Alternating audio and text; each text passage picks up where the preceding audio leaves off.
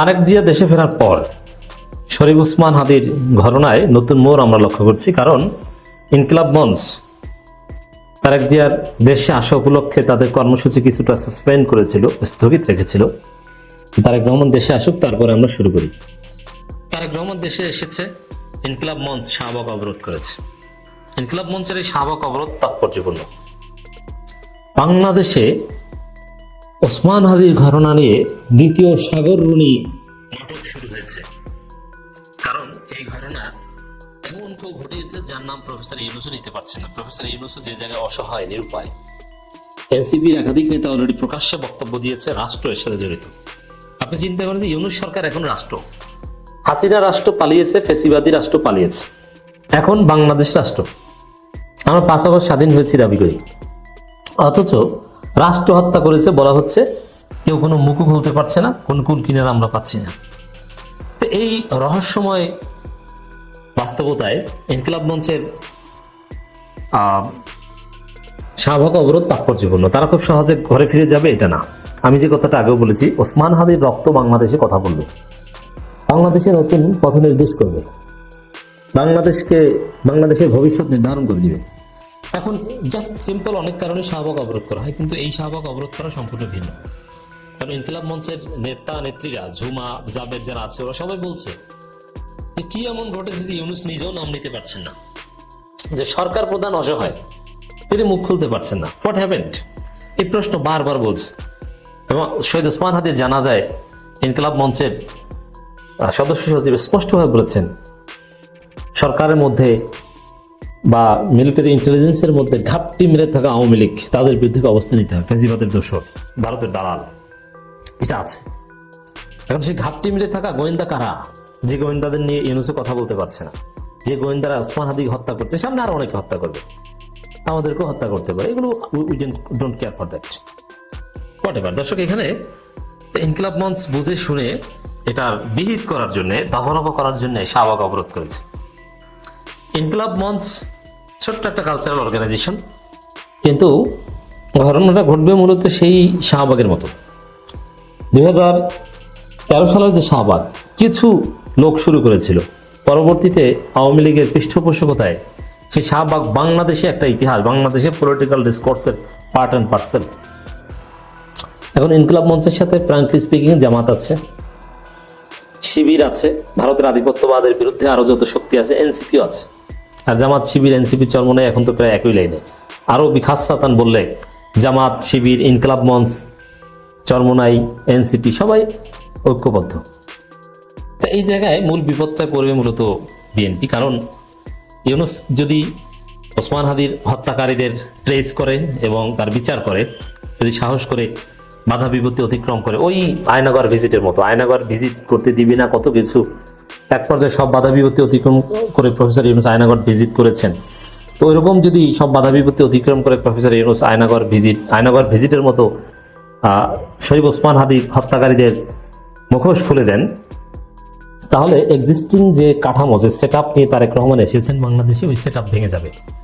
তারেক রহমান এই ভারতীয় হেজিমনি এগুলো সব ধরে রেখে পুরনো বন্দোবস্ত, পুরনো কাঠামোর মধ্যে সিস্টেমে ক্ষমতা আসতে চান।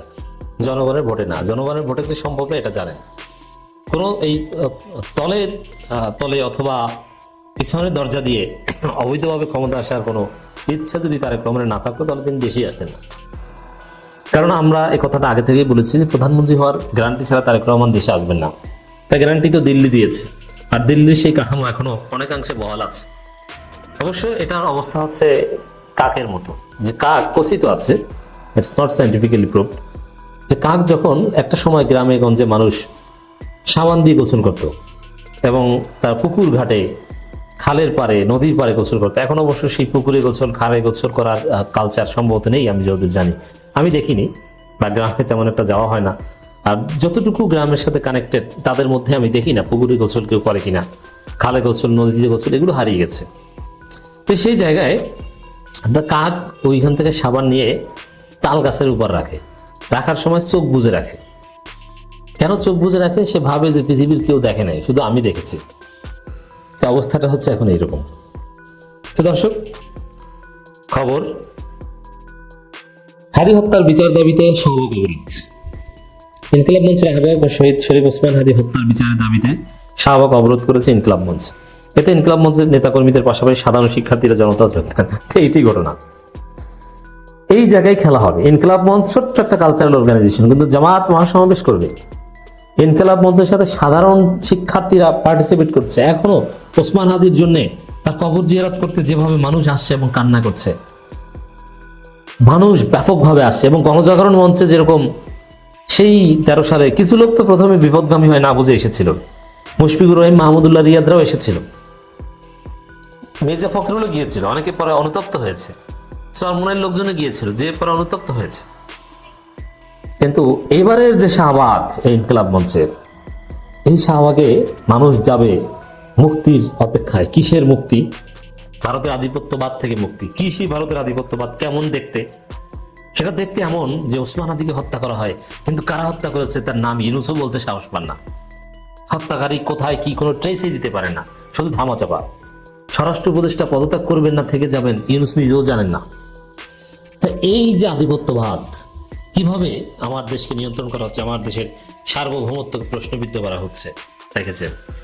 এই জায়গাটার স্বাধীনতা, এই জায়গাটার খোলাসা এই শাহবাগ থেকে করতে হবে। এই শাহবাগে যে অবরোধ, যে আন্দোলন শুরু হয়েছে, আন্দোলন থামবে না। এই আন্দোলন থামবে যেদিন ইউনূস সাহস করে সেই ইন্টেলিজেন্সদের, গোয়েন্দাদের নাম বলতে পারবেন কারা শরীফ ওসমান হাদিকে হত্যা করেছে। সাগররণী হত্যাকাণ্ডের নেপথ্যে কারা, সেটা আর স্টেট সিক্রেসি থাকবে না, এটা নাম বলতে পারবে। অপরাধীদের কোনো কোনো ক্ষেত্রে কোনো সিক্রেসি নেই, জাতি জানবে। সেই স্বাধীনতা, সেই সার্বভৌমত্ব আমরা অর্জন করতে চাই। ইনকিলাব মঞ্চের আহ্বায়ক ও শহীদ শরীফ ওসমান হাদি হত্যার বিচারের দাবিতে শাহবাগ অবরোধ করেছে ইনকিলাব মঞ্চ। এতে ইনকিলাব মঞ্চের নেতাকে সাধারণ শিক্ষার্থীরা যোগ দেয়। ইমাম নামাজের পর ইনকিলাব মঞ্চের নেতাকর্মী সহ সাধারণ শিক্ষার্থী জনতা ঢাকা বিশ্ববিদ্যালয় কেন্দ্রীয় মসজিদ থেকে বিক্ষোভ মিছিল নিয়ে শাহবাগে এসে অবস্থান নেয়। এ সময় তারা যান চলাচল বন্ধ করে দেয়। এটা চলতে থাকবে। এখন সেই গণজাগরণ মঞ্চের শাহবাগও কিন্তু এভাবে কোনো এক শুক্রবার শুরু হয়েছিল। আমি নিজে সেদিন ছিলাম, ওখানে দেখেছি। এর আগে শুক্রবার সকালে ইনকিলাব মঞ্চের ভেরিফাইড ফেসবুক পেজ থেকে শহীদ ওসমান হাদির রুহের মাগফিরাত কামনা, খুনিদের বিচারের দাবিতে বাদজুমা দেশব্যাপী দোয়া মোনাজাত বিক্ষোভ মিছিল আহ্বান জানান। এখন সেই আপনারা জানেন যে সালাউদ্দিন আম্মার রাজশাহী বিশ্ববিদ্যালয়ের নির্বাচিত জিএস, তিনি এখানে এসেছেন, তিনি কথা বলছেন, বক্তব্য দিচ্ছেন। এবং এই ভারতের আধিপত্যবাদের বিরুদ্ধে এই তরুণদের বক্তব্য, চিন্তা ভাবনা স্পষ্ট, তারা এই বিহিত করে ছাড়বেন। অতএব ওসমান হাদির রক্ত বৃথা যাবে না।